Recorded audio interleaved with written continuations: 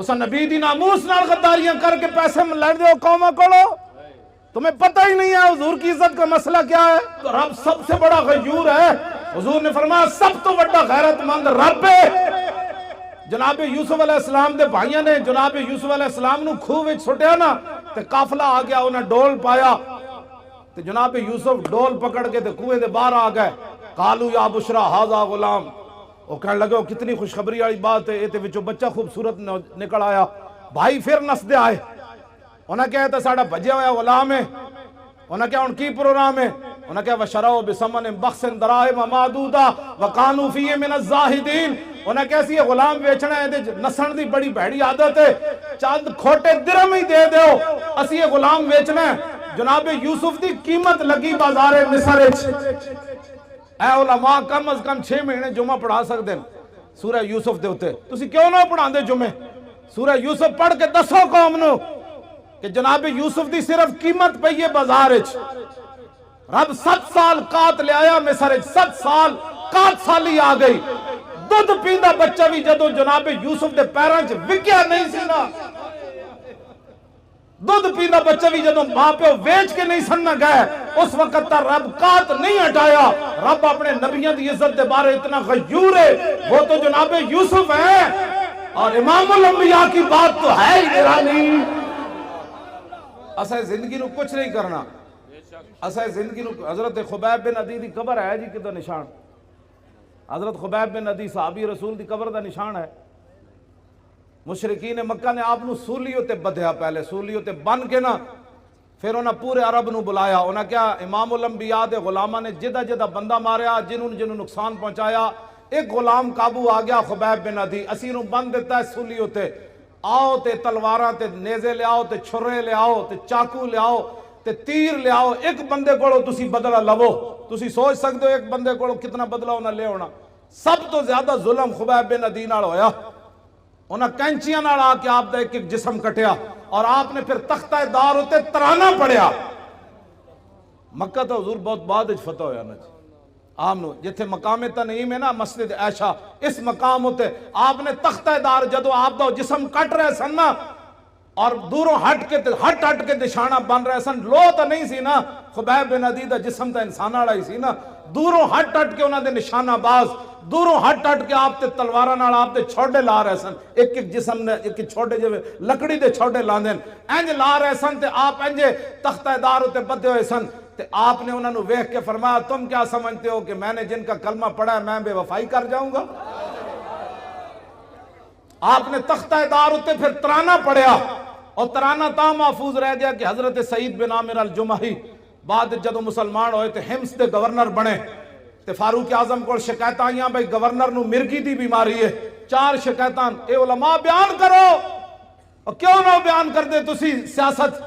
انہوں نے کہا رسول اللہ 10 سال خود سیاست کی تھی، ممبر تے بھی حضور ہی بیٹھے، تختوں تے بھی حضور ہی بیٹھے، عدالتہ بھی رسول اللہ دیا سن، بازارہ بھی حضور دا دین سی.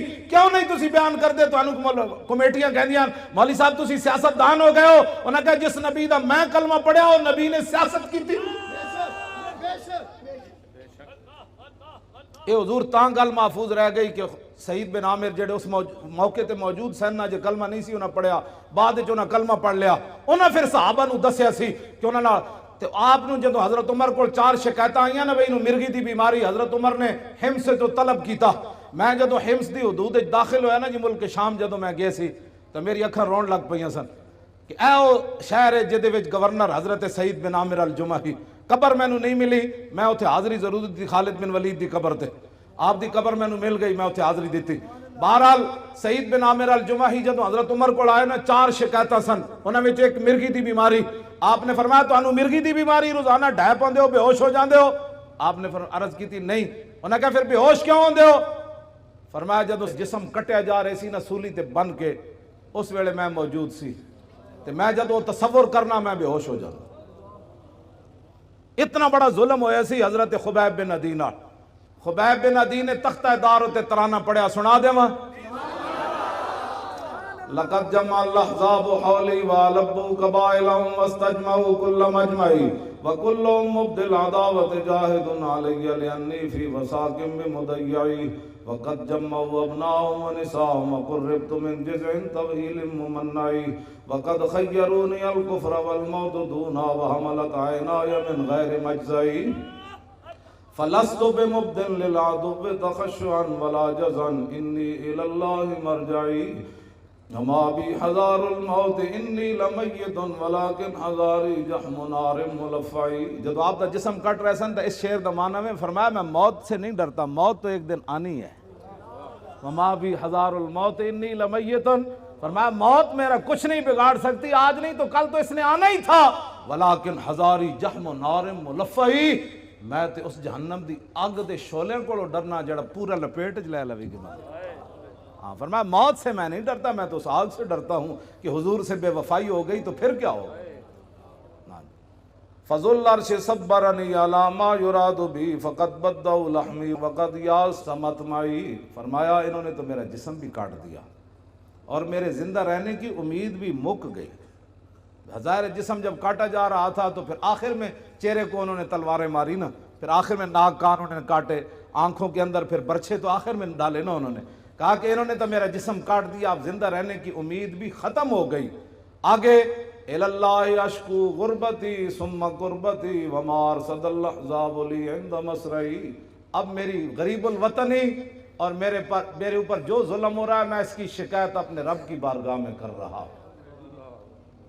کیوں جی آخر تو پھر کی فرمایا جدوں نہ جسم اپنوں ایتھے مارن لگ دے تو پھر زبان کٹنے دے قریب آئے نا، جدوں آپ دی زبان پھر انہیں کٹنے انج کا بار کٹ کے زبان کٹن لگے، اس ویلے پھر آپ نے فرمایا فَلَسْتُ بَالِي حِينَ اُقْتَلُ مُسْلِمًا عَلَىٰ جَنْبٍ كَانَ لِلَّهِ مَسْرَعِي وَذَلِكَ فِي ذَاتِ الْإِلَٰهِ وَإِن يَشَاء يُبَارِكْ عَلَىٰ أَوْصَالِ شِلْوٍ مُمَزَّعِي.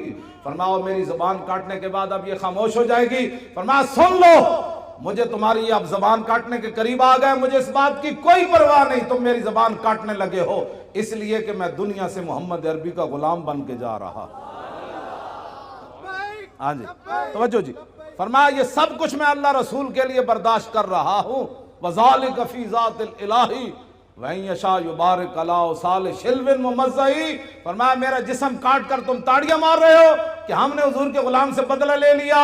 فرمایا جس رب کے لیے میں نے یہ اذیتیں برداشت کی ہے نا، میرا رب قادر ہے میرے کٹے ہوئے جسم کو پھر جوڑ دے گا، ایسے کر دے گا. بس یہ اسلام ہے.